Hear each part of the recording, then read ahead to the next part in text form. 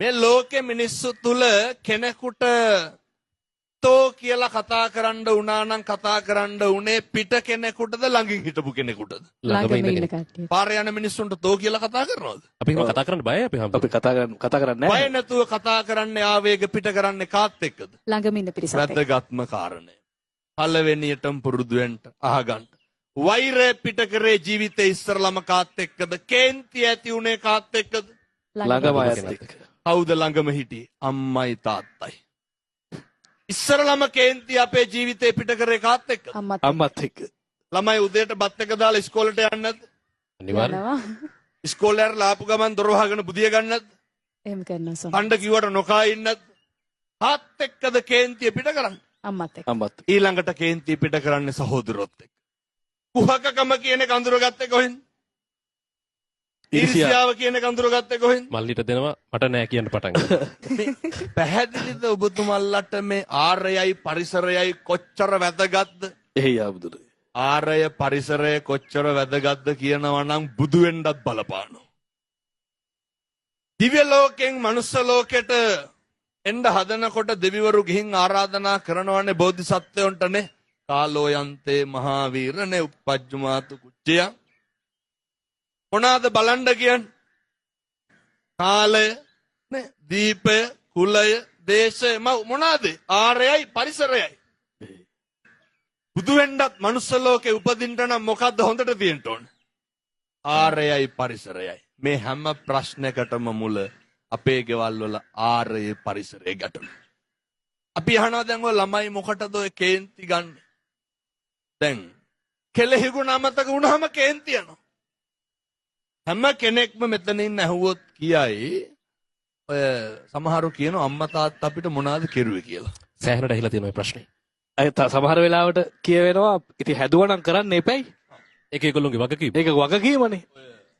කොහොම අනුවේදනීය සිද්ධියක් වුණා. මම මෑතකදී රෝහලකට ගියාට පස්සේ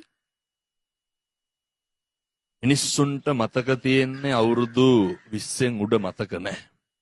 මිනිස්සුන්ට අවුරුදු 5න් උඩ මතක නැහැ.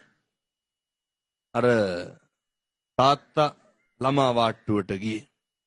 තාත්තා එනවා පොඩි එකා බලන්න. අම්මත් පොඩි එකා තාත්තට දීලා අම්මා යනවා ඇඟපත හොද ගන්න. එහෙම නෙවෙන්නේ නේ. ගෙදරින් කවුරු හරි ආපුවාමනේ අම්මා යන්නේ ඒ කටයුතු කරගන්න. තාත්තා පොඩි එකා දෝතට අරගෙන ඉන්නවා. අම්මා දැක්කා පොඩි එකාගේ මූණ කටට අරගෙන. පොඩි කාලේ පොඩි උන්ට හෙම්බිරිස්සා වැදුනාම හොටු සූරන්නේ කොහොමද? මේ නහයට අත තියලා සූරන්න කියනවද? බෑ. ඒක අම්මා තාත්තා කරන්න ඕනේ දෙයක්. ඒක අම්මා තාත්තා කරන්නේ නහයට කට තියලා අදින එක කරන්නේ. උඩට අදිනවා. ඕක කාටද මේ ලෝකේ කරන්න පුළුවන්? අම්මටයි තාත්තටයි. අපිට මතකද අපේ පොඩි කාලේ මැරෙන්න යනකොට නහය හිර වෙලා කට පුරවල හොටු සීරුවන හොටු සීරුවේ කවුද? අපේ අම්මා හරි අපේ හරි තාත්තා හරි වෙන කාටද ඕක කරන්න පුළුවන්? අඩුතරමේ දෙමාපියෝ වෙනුවෙන් අපිට අපව එක කරන්න බැරි වෙනවා. දරුවන්ට බෑ අම්මා තාත්තා වෙනුවෙන් කරන්න. අම්මයි තාත්තයි දරුවෝ වෙනුවෙන් මගේ මේ දෑහැට දැකපු එක. මේ ඉන්න හැම අම්මා කෙනෙක්ම තාත්තා කෙනෙක් මොව කරලා තියෙනවා. අරුමයක් නෙමෙයි. ඒක දෙපාරක් හිතන්නේ නැහැ. කාටද මතක අපි ඔහොම හැදුනේ කියලා?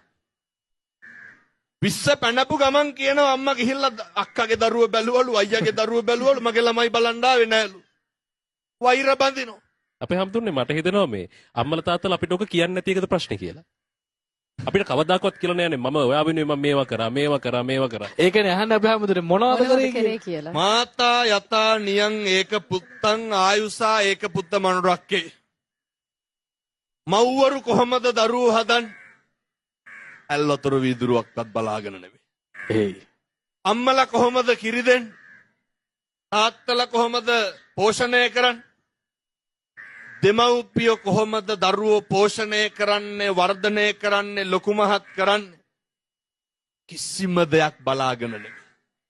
කිසිම ප්‍රතිලාභයක් බලාගෙන නෙමෙයි. අඩුම තරමේ දරුවන්ගෙන් ගුණයක්වත් අහන්න ඒ හිත්වලට ඕනකමක් නැහැ.